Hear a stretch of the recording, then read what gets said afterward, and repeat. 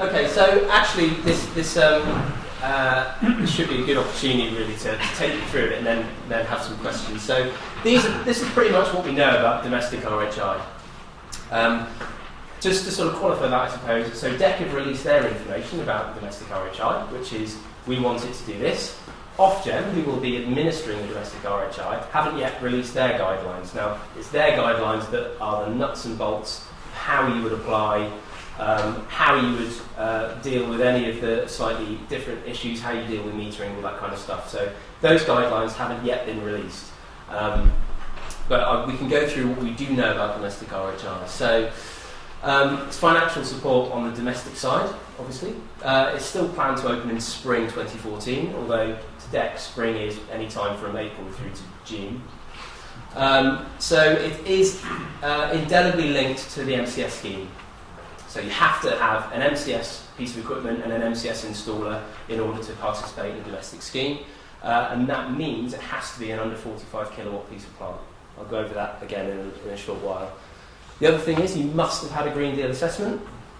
It's like Green Deal assessment. So you must have had a Green Deal assessment. Again, I'll cover that in more detail in a second.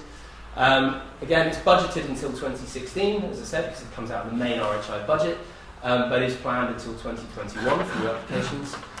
It's phased in quite a complex way that I haven't gone into this morning with renewable heat premium payment.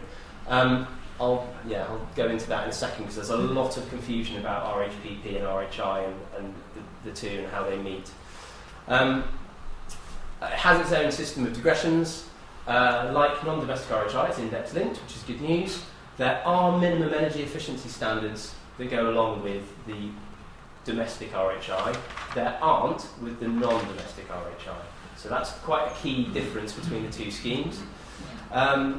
Any installations that have had any public money aren't eligible. It's not even just a case of paying back the money. If you've had any money to help pay for kit, you can't apply for this. And it is open to legacy installations, so anything that was commissioned, again, by an MCS installer and its MCS kit, anything that was put in and is still eligible after 2009 is eligible to apply. And it's a 7-year tariff. The blue bit at the bottom is quite an important sort of differential, I suppose, between non-domestic and domestic. It's basically a boiler replacement scheme. It's not intended to offer 12% internal rate of return like the non-domestic scheme was. This is mainly aimed, and they say it's mainly aimed at off-gas grid, but it is not limited to off-gas grid households. It's mainly looking to take up the slack between just replacing your boiler with the same and replacing it with a renewable energy generation device. That's what it's intended to do, and I think you'll sort of see how that impacts on some of the calculations in a second. Did you have a question? Yeah, limited to like regeneration under 45 kilowatts. Yeah. And if it goes over? Tough. Or you can put in a 45 kilowatt boiler and keep your existing oil backup boiler. But you cannot put in more than 45 kilowatts. There is talk of the MCS scheme being increased to boiler sizes up to 100 kilowatts. So yes, there is talk. That then being included. Yeah, again, I'll come on. It's all right, no, it's good. So the point of the domestic RHI, as opposed to the non-domestic, is this, to have renewable heat in 750,000 homes by 2020. That's the aim of the domestic RHI. So one of the sort of main questions, and I didn't cover this in my last talk, and actually it sort of stimulated about 15 minutes worth of questions, was who can actually apply to the domestic RHI? Owner-occupiers? Yes. Private landlords? Yes, they can apply too. And DEC says ideally with the permission of the tenant, but apparently not necessarily so. A registered provider can apply if it's on an individual property basis, and a self-builder can apply to the domestic renewable heat incentive. Also, third-party owners of the heating system can apply. So it's going pretty well so far. Buildings with renewable heat installed from new can't, unless you're a self-builder. Yeah. You said about the self-builders. Yeah. You earlier said that new build was exempt. Yeah. Is that an exception? Well, as in, so a building, so self-build is a very particular type of new build in terms of the legal status that's applied to it. So you would have to prove that it's your property for your residential use that you're building. Again, when the Ofgem guidelines come out, there will probably be a time limit associated with how long you have to be living in your property as a self-builder before you can sell it and still claim the revenue. That's partly why the tariff is down at 7 years, incidentally, not 20.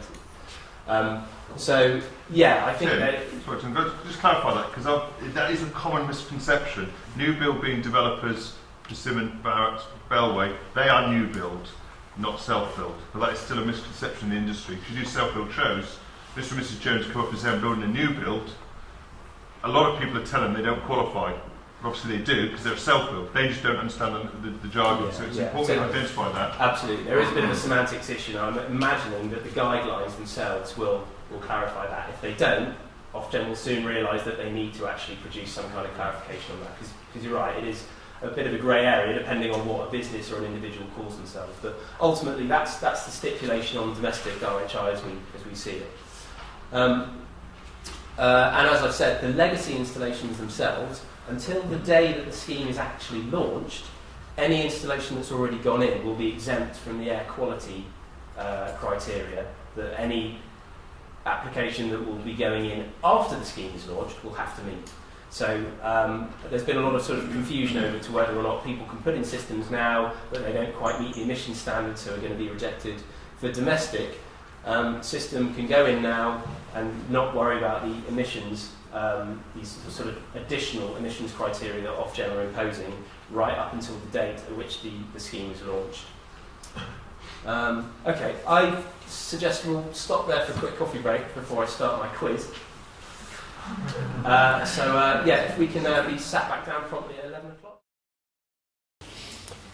Okay, so I've got 90 minutes to do the rest of domestic RHI, non-domestic RHI improvements, biomass, sustainability, and the applications. So any questions, shout them out, but I'm likely to be quite brief. Okay, good. Let's start with the quiz. So, the game is domestic RHI or non-domestic RHI? Shout out what you think the pitches will be eligible for. Non-domestic. Domestic. Non-domestic. Both. Not. Okay, this is going to be quite a long game, I think.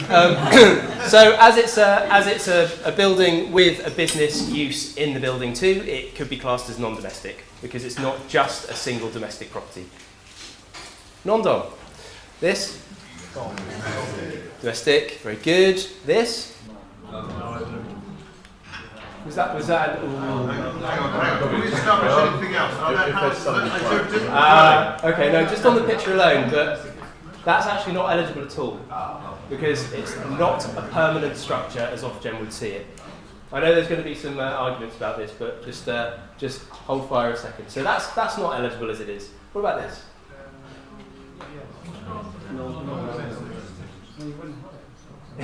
It would be non-dom, but it's not eligible either because it's got open sides. So it's not a fully enclosed building. It has to be a fully enclosed building. This is good, I like this game. What about this? So that probably would be eligible and would be non-domestic because it's a permanent looking structure, clear business use, and it's fully enclosed. So you can see that three different... What was that, sorry? It's growing cannabis. Oh yeah.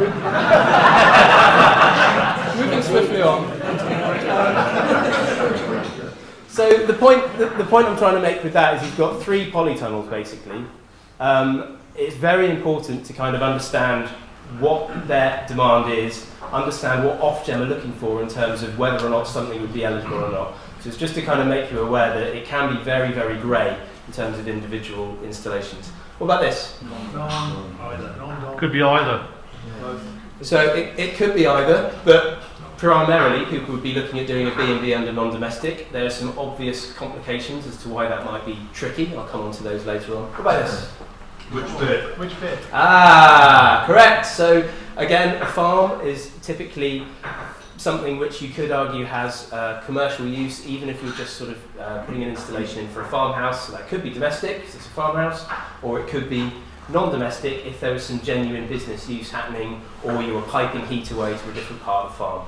The point of difficulty often with agricultural sites is that their business rate's exempt, so you don't really have a lot of paperwork to provide as evidence to Ofgem. But yeah, these slides are really just to underline how grey an area can be between whether you're in one scheme or another scheme. Totally different schemes, totally different eligibility requirements, energy efficiency requirements, but you can see how some installations may be one, maybe the other. So this is the domestic scheme. These are the tariff rates that you would be able to get. Biomass boilers in particular are a slightly complicated one. So biomass boilers are eligible, that's the first thing, provided they are only limited to solid non-fossil fuel biomass fuel.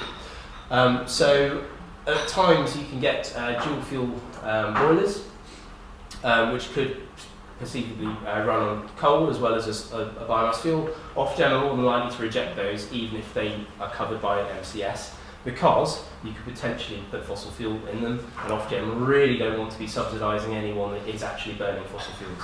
So something to be aware of there. Stoves. So the difference between a stove and a boiler is obviously a stove is a big thing, typically in the room that you want to heat, and it kicks heat out as well as possibly heating a water coil behind it using a back boiler. So stoves are definitely not eligible on their own. Stoves with a back boiler are eligible if they're biomass pellet stoves. No other type of stove is eligible.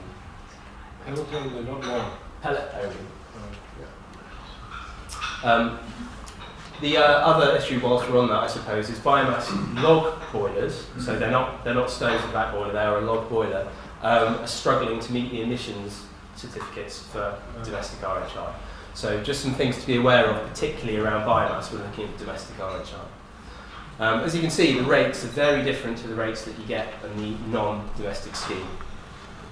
So the significance of the 7 years value, given that non-domestic is 20 years, DEC had quite a big wrangle over how long you provide support for a domestic property.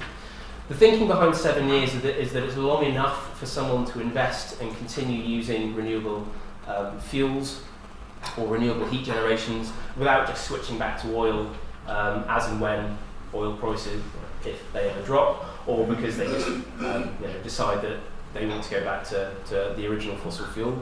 So it's long enough to kind of stop that switch back, but it's not so long that people are hanging around waiting for payback over 20 years or whatever. You're unlikely to invest in a piece of equipment that takes 20 years to pay back in a domestic house. Not many people move into a property sort of expecting to live there for 20 years in this day and age. Certainly not the 750,000 households that this is looking to support. So that's the significance of 7 years. They felt that was about right to offer the incentives. The reason why those figures are the figures they are is because they've squashed 20 years worth of support at a domestic level into 7 years. So that's why the figures are different to what they originally proposed years ago when this was originally being considered. Okay, so there's been quite a few questions this morning about how Green Deal assessments, how energy efficiency and how EPCs feed into the domestic renewable heat incentive. So going back to that first statement, you have to have a Green Deal assessment to be eligible for domestic renewable heat incentive. Have to, in that you have to upload the thing as part of the application. So you have to have had one done at that property. Unless it's self-build, I think. Unless, you're stealing my slide content. Unless it's a self-build, yes, but I shall come on to that. So there's a particular bit of the Green Deal assessment which is absolutely crucial for domestic RHI. Domestic RHI does not typically use meters to measure the heat that's being generated and used by that demand, i.e. by that property. It's done on a deeming basis. So for any given property, you need a figure for how much heat you expect that property to need to operate at the standard level. That is done through this process, through the EPC process. So you have to have a Green Deal assessment in order to give you the energy performance certificate, which gives you the kilowatt hours of energy demand for that property. So that's hot water and it's space heating. Now, the key thing about having a Green Deal assessment, as opposed to just having a standard EPC done, is that for every property, the whole point of the Green Deal process was to have an opportunity for that property to have its energy efficiency assessed and some suggestions for what you could do to that property to improve its energy efficiency and lower your bills. So I don't know if I've made it bigger. No, I haven't. So you can probably just see there's a blue box down here. These two figures here, space heating kilowatt hours per year, water heating kilowatt hours per year, that's the existing dwelling heat demand as calculated by RDSAP. So that's what RDSAP says your property will need in order to meet the heating standards. So the Green Deal then weighs in by saying, but that you haven't had any loft and cavity insulation done. So if a property has an unlagged loft and has an empty wall cavity, the Green Deal part of the assessment will say, well, you're eligible to have Green Deal finance for those two measures. If that's the case, you have to have those two measures done before you can access domestic renewable heat incentive support. It only applies to those two measures, doesn't apply to solid wall, draft exclusion, or any of the other measures that are included under Green Deal. It does apply to loft and cavity. Which raises an interesting point, basically, that as a renewable heat industry, you're really going to have to know your links to the Green Deal assessment side of things and providers of loft and cavity wall insulation, because any property that you go into of a customer that says, I'd really like a biomass boiler, they have to have their Green Deal assessment done. Once it's done, it may well say you need your cavity and loft filled. You will have to have those done in order to claim domestic RHI. The link is actually even stronger than that, in that you will only get paid under domestic RHI for, I'm going to do what I said I wasn't going to do now, to walk around. So this is the existing dwelling heat demand. It's now got impact of loft insulation, impact of wall cavity insulation. By putting those two in, that obviously reduces your kilowatt hours demand, which is the figures in the two brackets, so that reduces your overall heat demand. That reduced figure is what you will get your domestic renewable heat payment on, not the existing dwelling. So basically what the government is saying is, well, we've created Green Deal, so you can go ahead, have your assessment, it says you have loft and cavity insulation, don't worry, it won't cost you anything to actually do those because you can get it financed, it won't cost you anything up front to do those because you can have it financed under Green Deal. Because you can have that done, we're only going to give you domestic heat payments on what your demand is after that work is done. So that's a really, really important point, that your Green Deal assessment is what dictates how much money you're going to get out of the renewable heat incentive, and it will only give you a figure after basic loft and cavity measures have been done. Yeah? Can I just ask, is this calculation based on the typical heating season of 1,340 units? It'll be based on whatever is in the gubbins of RDSAP, which I don't pretend to know the detail of how that's calculated. I do know, and it's a conversation I'm perhaps not willing to embark upon right now, but the vagaries and the difficulties associated with SAP as a method of assessing a property's heat demand. That's a whole other event, I think. But from the RHI's point of view, this is, from the domestic RHI point of view, this is absolutely necessary. So yeah, really, really important point. I've just worked through a quick example. So this EPC that I just grabbed off the internet, it suggested that there was a 22,000 kilowatt heating demand for the property. It would benefit from loft and cavity, which would take it down to 19 kilowatt hours after that work is done. So that's what you would get your tariff based upon. So if you were looking at biomass, 12.2 pence per kilowatt hour, that would give you an annual income of £2,346. So over the 7 years, that's about 16.5 grand that you would earn out of domestic RHI. I think do we put water in that? I did for this one because I was assuming it was a biomass boiler that was doing space heating and hot water. Yeah. But I think the key thing to recognise here is that's a fairly generous heating allowance. It still isn't giving huge returns over 7 years. I mean, it's great, 16.5 grand. That will probably offset the expense of replacing a boiler with a renewable heat generating boiler and offset some of the fuel costs over the years. And that's sort of not even taking into account the fact that oil's likely to increase at a far higher price than biomass fuel. But I think it is worth, again, underlining the difference between domestic and non-domestic renewable heat incentives in terms of what they're aiming to do and what people get out of them. Yeah? Those figures you have there, does the payment not take into consideration the efficiency of the heat emitters as well? No, because that's handled by MCS. So basically what they're saying is that you can choose whatever system you like to stick in. So you can choose a 20 grand MCS boiler if you like, or you can choose a very efficient £100,000 boiler if you like. We don't care. We're only going to pay you based on what that property's demand is.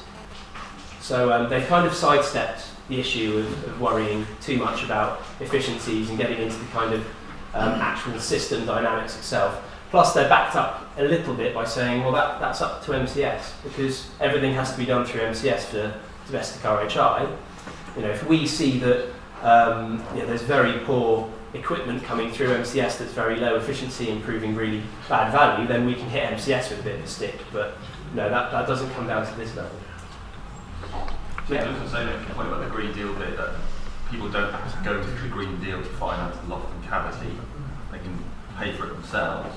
And also, just for interest, because I know it's coming on to in your own slides, but how do you prove that the loft and cavity has been done before you apply for the RHI? Yeah, good question. We don't know the answer to that yet. So that, again, is something that will come out in the Ofgem regulations about, and there is a real sensitivity about the order in which you do this. So, say I was aware that I didn't have any loft or cavity insulation, but I really, really wanted my biomass boiler. Could I not just put my biomass boiler in, then get my Green Deal assessment? How would that affect the viability of loft and cavity under Green Deal?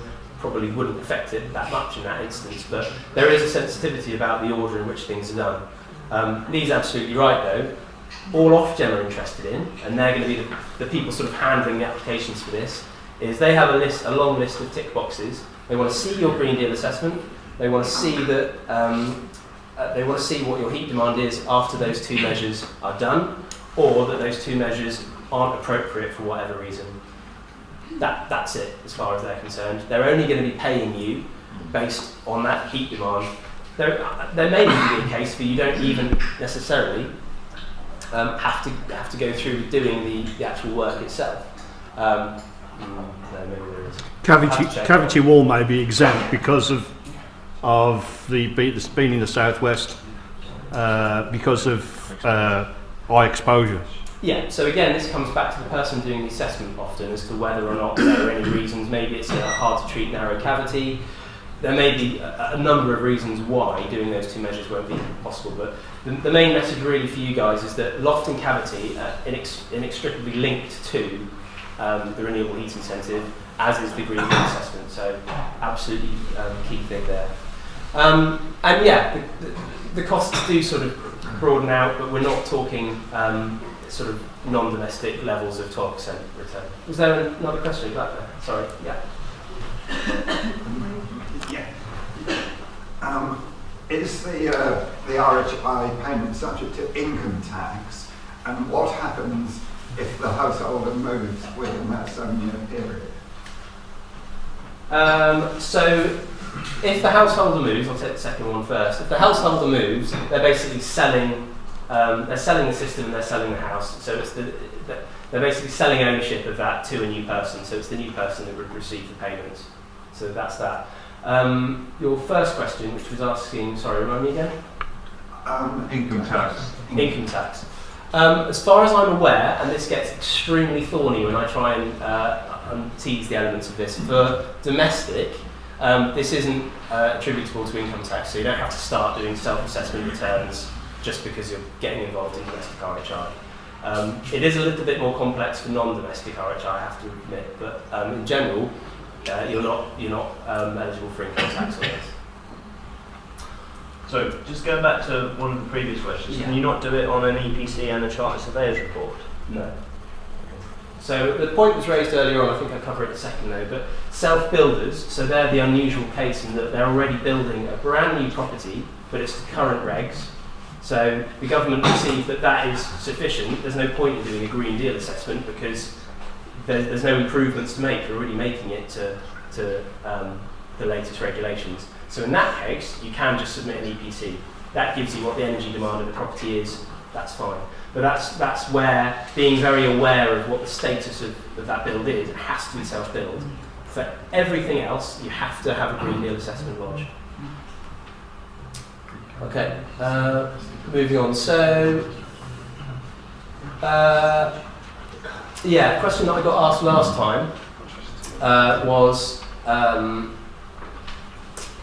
is there a difference between the solar thermal side of things? Because obviously solar thermal typically isn't providing all of the heat to a system, it's a contributor to. So solar thermal is different in that it takes its kilowatt hours that you're going to be paid for off the MCS certificate that it was installed with, not the Green Deal assessment. You still have to have a Green Deal assessment done, but the number which you will calculate the return on will be on the MCS certificate, not on the Green Deal. Do you have to have the installation done for solar thermal? Well, yeah. If the Green Deal assessment says you have to have it done, i.e., a green tick, you have to have it. You have to have it done. Even if you're keeping with a fossil fuel boiler for the heating. But if you want to claim RHI support, then yes, yeah. So that's the kind of gateway really to support. So obviously we have the renewable heat premium payment scheme, which is still in effect until the 31st of March this year. 24,000 vouchers have been issued, which is pretty good. Broadly, it's a lot sort of more fair across the technologies than the non-domestic renewable heat incentive has been. Air source heat pumps, unsurprisingly, doing pretty well, as is solar thermal. So a much greater range of technologies seem to be being supported under domestic installations rather than non-domestic. And the Southwest is doing pretty well in terms of all of those over the whole country, which is good to see, a good proportion of those. So some of the first questions that people ask is, okay, so now I understand that it has to be MCS, so therefore at the moment it has to be under 45 kilowatts. So can I have greater than 45 kilowatt system put in? And the answer is no. You can't. So for domestic properties that perhaps have a 60 kilowatt demand, either they have to put in a 45 kilowatt generation and then make up the rest in fossil fuels or some other way, or they just can't get any support at all. So it is limited to 45 kilowatts. The reasoning behind that, and it's perhaps a little bit more strained down here than in other areas of the country, is that those 750,000 households that the DEC is looking to support, the vast majority of those are going to have a less than 45 kilowatt heating demand. So they're sort of saying, well, the extra complications of doing stuff outside of MCS, based upon how many people are actually likely to uptake it above 45 kilowatts, doesn't warrant it. So yeah, we know it's a pain for some people, we're just going to leave it as it is. So the government knows it's not a perfect solution, but in order to get the scheme off and running at all, that's what they've decided. So the next question is obviously, okay, well, can I put in two 45 kilowatt boilers? And the answer is no. The last question, can I put technology in a second home? And the answer is yes, but you have to have it metered. And that is obviously on top of also having your Green Deal assessment done. So there are a few situations where meters will be involved in domestic. Second homes is one. The way a meter will feed into things is that obviously if you have a second home, you're using it perhaps, I've got no idea how often people use their second homes, but assuming it's kind of 4 weeks a year, something like that, obviously you'd be very keen to get the full EPC kilowatt hours demand of that property in payment, because no one's checking, it's just deemed. So what DEC has said is, well, if you have a second home, yes, you can put in a renewable heat source, but you have to have it metered, and you're still limited to the amount that it says on your Green Deal assessment. So if you're metering, so you get whatever's lowest, basically. So if you don't use your full kilowatt hours over the year because you're not there very often, you'll get what the meter says. If you are there and you happen to use, your meter says you've used loads more than what the Green Deal assessment of the property said, tough, you get what the Green Deal property assessment says. So that's just something to be aware of, particularly regarding second homes. So, yeah, who's first? Right. Okay. So in a situation where they've got a second home but they let it out as well as being a second home, and the Green Deal assessment would highlight that. They get a higher. They let it out. So I think again that would come down to a case by case. What proportion of the year are they letting it out? So it'd still be a domestic. That's to start with. They would still have to have a meter installed because it's registered as a second home. Yeah. I think the rules would still apply. It's like, as far as DEC's concerned, you're offsetting a fossil fuel with a renewable energy generation. The fact that someone's living there 2 days a year or 365 days a year doesn't bother them. They're still not going to pay any more than what the EPC says it needs. So I think it would probably be okay, but it would be one of those, you'd have to be quite careful with the paperwork in terms of going back and forth to Ofgem. Yeah, I want to see supporting evidence of that when they're with the agreements and that sort of thing. Yeah, absolutely. Yeah. I'll come on some detail into the actual evidence that we provided to Ofgem shortly. Yeah, just to touch on that thing then, just to make it crystal clear, if you've got an above 45 demand, you stick a 45 kilowatt biomass in, for instance, and say you've got the extras made up of oil, so we're basically just metering the 45 and the rest is just made up. That's how they're going to deal the payments based on a metered 45 scheme, isn't it? Yeah, so it's a very good point. So if you do end up putting in a 45 kilowatt system and having some additional fossil fuel backup in the same property, which is perfectly eligible to do, and in some ways that would be the way of getting over the 45 kilowatt limit, you would then need your renewable heat generation metered, so you would need to pay for a meter to do that. But the same rule applies, which is, if you can... clarify that as well. Yeah, absolutely. Just to possibly confuse it a little more, if you've got a MCS 45 kilowatt boiler, biomass, and then you install a secondary 45 kilowatt MCS registered boiler, would you also have to meter the one that you're applying on? If that was the sole... So what you're saying is that you do a 45 kilowatt boiler first, renewable heat, you still have a fossil fuel, you then end up replacing that fossil fuel with an additional capacity in renewable heat. So you just got completely, you install a 45 kilowatt boiler because you want to get under that 45 kilowatt limit to receive the domestic RHI, and then, but you need a 90 kilowatt, you've got 90 kilowatt heat load, so you install 2 boilers, even knowing you're only going to get funding on one. Would you still then have to meter the one that you're applying the RHI? That's a very good question. I would say yes, because the way Ofgem would look at it is you've gone through your gateway, you've got your one renewable energy generator. Oh, now you're telling me you've got other plant in there. No, we don't care if it's renewable heat or not. You've had your kind of slice of funding. So yes, in that respect, I suspect they would ask you to meter it. I'm just going to move on because I'm aware of time now. So I kind of made this point quite a bit, but the extra thing to add is that not all bits of kit on the MCS website are eligible for RHI. So that's non-domestic or domestic. A real pain, because you would expect in an ideal world a consumer would understand that anything under 45 kilowatts, and again that's both for domestic and non-domestic, you have to use MCS. Okay, great, I'll go to MCS and I'll select my piece of equipment that I want to use. In an ideal world, that piece of equipment would automatically be eligible for RHI support. In reality, it's not. The MCS database actually moves on at its own rate and has its own kind of back-end checks, obviously, and test certificates and all that kind of stuff.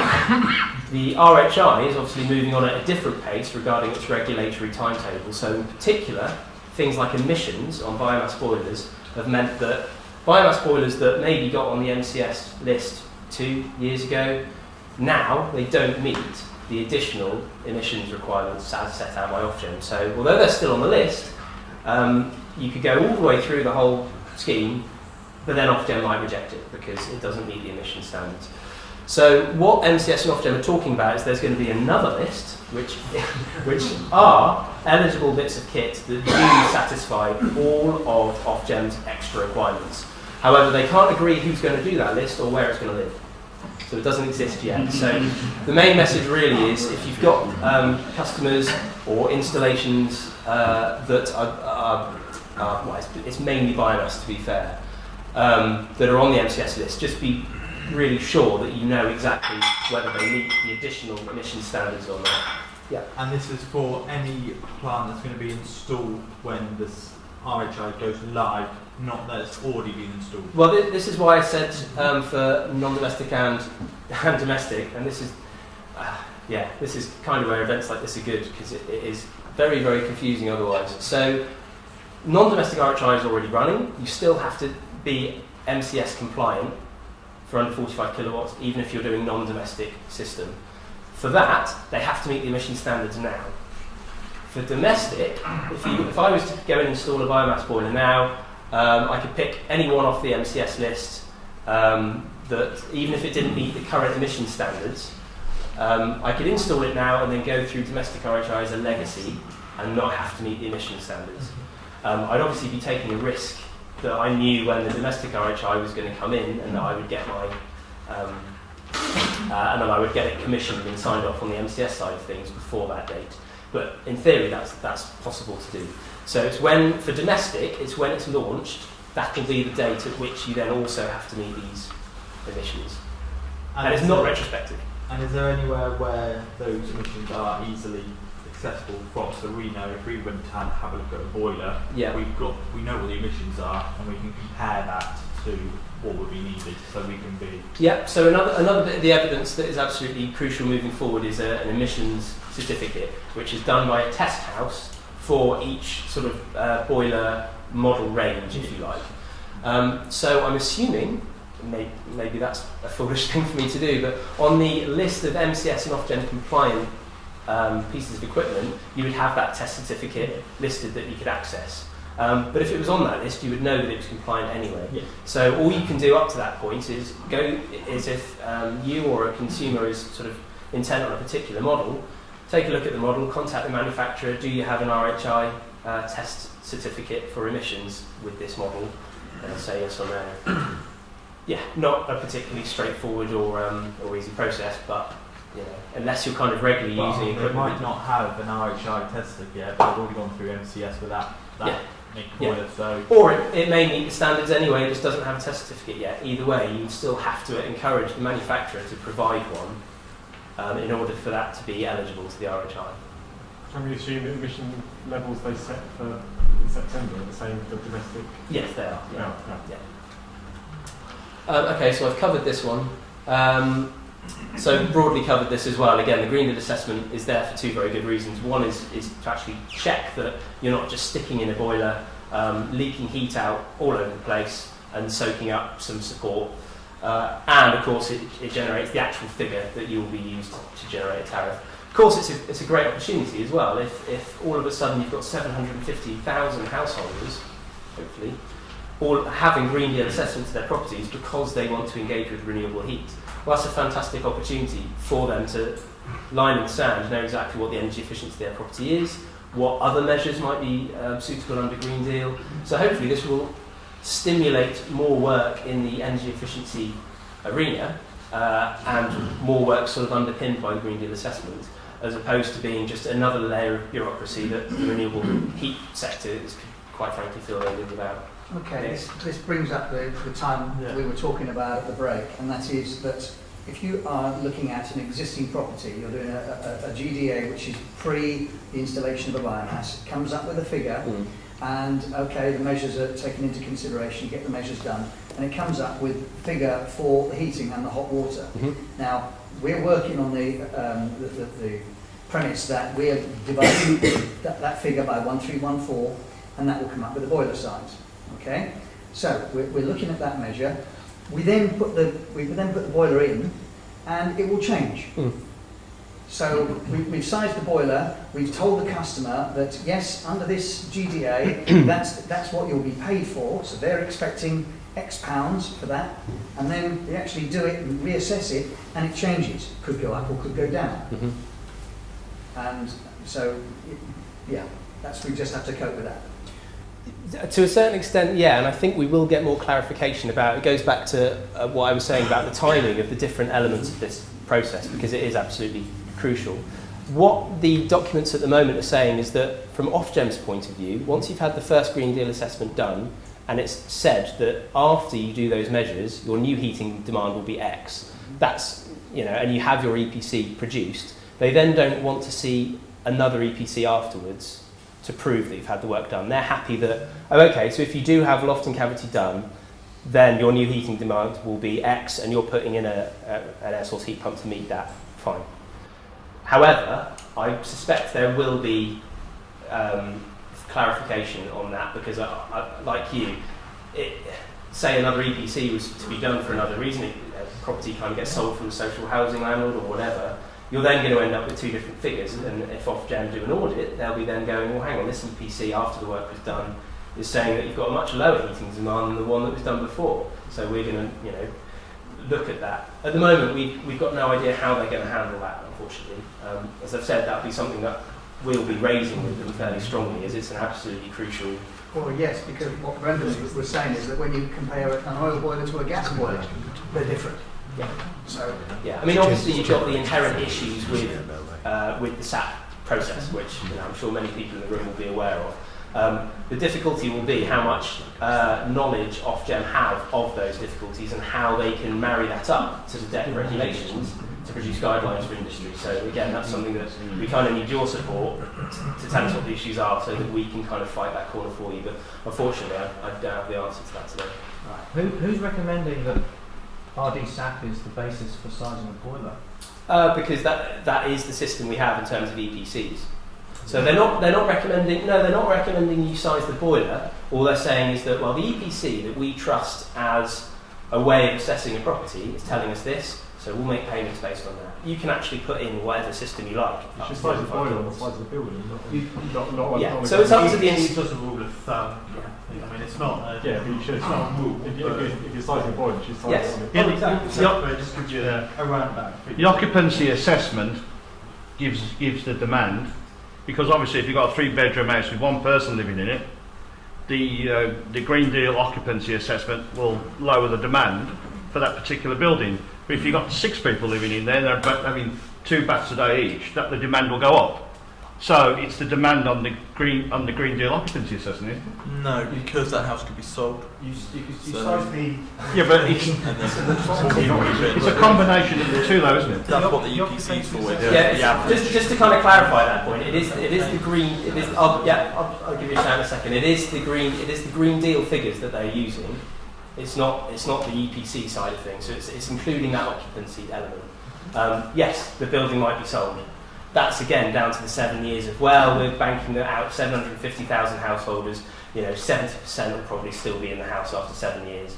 So they are trying to sidestep as many of these complicating issues as they can, which inevitably will cause, on a case by case, will cause issues. And again, I'm afraid I don't have the kind of immediate answers for you, because until we get guidelines from Ofgem, which fingers crossed should be coming out in the next 8 weeks, then we should have a better playing field. Sorry, yes, your question. Yeah, sorry. Currently, under eco calculations for various measures, assessors can take the EPC and generate pre and post EPRs, which will give you a reasonable calculation of carbon and energy uses, etc., projected forward. Mm-hmm. So, in answer to the other question, I don't see that couldn't be done to determine what the energy impact would be after the installation of whatever measure you were doing. Yeah, I think there's many ways of doing the actual assessment. The difficulty you have is that you've got a desk officer in Ofgem. When they get an application, they print it off, it lands on their desk, and they have tick boxes that, does it have a Green Deal assessment? Yes. So you're dealing with someone with a very, very process-driven system by necessity, because it's a very big scheme. So the flexibility there is to demonstrate things in different ways is going to be very, very limited, I think, and that's going to be the problem, in that we have a system that we have to work within, and it isn't ideal at all. However, that is the system. So we may be able to tweak certain things as we move forward with Ofgem, but unfortunately, that's the baseline, and that's what we have. I'm going to move on. I'm aware that this could stimulate an event all on its own. And perhaps that's a good idea, but I'll move on. I've kind of mentioned this already. So the Green Deal provider, the Green Deal assessor, the loft and cavity and the other kind of energy efficiency measure industry and sector is a really important one to understand, to get to know your local supply chain of who can do those measures, as they will come up as part of moving forward in domestic renewable heat incentive. And obviously the programme based throughout the Southwest can help you do that. So by all means come and speak to us if that's something that you need some support with. Okay, so I've mentioned that in quite a large amount of detail. Again, the difference for those of you that aren't aware of the difference between green and orange ticks is a green tick is automatically satisfied by the golden rule, so the cost of the measure will be repaid by the savings in your energy bills by having that measure installed. So if loft and cavity get a green tick, then and you haven't had, if they get a green tick, then you have to have them done, albeit you don't necessarily have to use green deal finance to do it. If they come up with a yellow tick, then it means they might satisfy the golden rule if the property owner pumps in a little bit of cash themselves. So it's still a recommended measure, but it can't satisfy the golden rule as it stands. So it's not fully eligible for green deal finance. What we're hearing from green deal providers is that they're increasingly flexible on whether or not they use the golden rule or not. So again, just to be aware that there are these links to Green Deal, and Green Deal is very much a movable feast at the moment in terms of how the sector and the supply chain are dealing with it and the sorts of models coming forward. But as installers, we will have to be aware of it. Sorry, can I clarify something? Yeah. So, say you had 100 mil loft insulation, then it might well come up with an orange tick. So do you have to do that for the RHI? Orange ticks, no. Green ticks, yes. So we've mentioned this though. Self-builders do not have to have green assessment because their property is brand new, but they will have to submit the EPC, which will be used for the heat demand. Okay, another quiz because I really like them. So, log stove with a back boiler. So let's take non-domestic first. Non-domestic? Yes.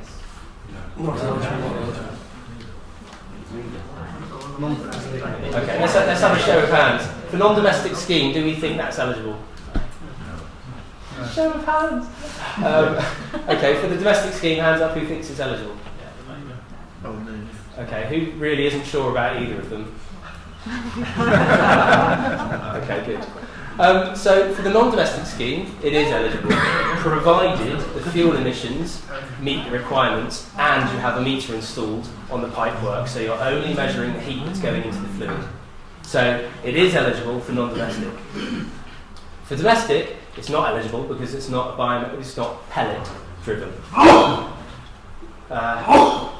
Does it have to be pellet, or can it be some other form of... For domestic, it has to be pellet. Only pellet stoves are eligible. Only pellet, not... Yes. Right. Yeah. However, biomass boilers, you can still obviously have the full range of biomass for fuel, but that would be a boiler, not a stove with a back boiler. So I would imagine this is kind of going to be an increasing area of confusion because many people naturally get quite confused between what is a boiler, what is a stove with a back boiler. I'd like to engage with the renewable heat and offset some of my gas bill by putting in a back boiler on my wood stove and kind of feeding a couple of radiators or my thermal store. A lot of people are going to be quite keen on doing those kind of things. Absolutely crucial that you're aware of where they sit with the renewable heat incentive and both renewable heat systems. As I said, come and speak to us if you want clarification. Yeah? Say you wanted to put a biomass pellet boiler into a property and they've got an ardour which is heating the hot water. Yeah. Are they still eligible for the RHI? Yes. But they would have, if it was an oil-fired ardour. Yeah. You just have to meter the renewable energy generation bit. So even though it's just hot water, you still have to meter it. Any generation that's contributing to the heat demand of that property, you get one shot at it with domestic, basically, unless you're having solar thermal, which you can have that as a second technology if you wish. But yes, you could have a as long as it's sub 45 kilowatts biomass boiler and would need a meter because you're keeping your existing fossil fuel demand. That would still be eligible.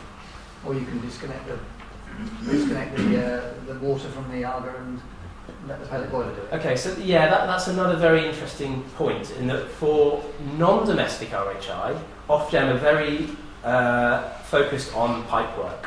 So you could have a fossil fuel boiler in the same shed or the same kind of commercial building as a biomass boiler. As long as they're not physically connected with pipework, they would consider them as two completely different systems, completely different metering arrangement, etc. With domestic, and I'm still kind of trying to get clarification from this, it sounds like they're more focused on the overall envelope of the building and what's in it, rather than what's connected with pipework. So you may not even be able to get domestic RHI, or rather, just by disconnecting a particular piece of plant, doesn't mean you can't include it in the application. You would still have to say, oh, we still have a heating system which is fed through an oil boiler, and they would take that into account. So just because it's now not connected to the same heating system as the boiler, you would have to go through that. But again, that's one of these other grey areas that's emerging that we're looking for clarification on. But yeah, difference between domestic and non-domestic. Non-domestic very much focused on the plant itself and the system it's connected to. Domestic, it's more looking at the envelope of the property.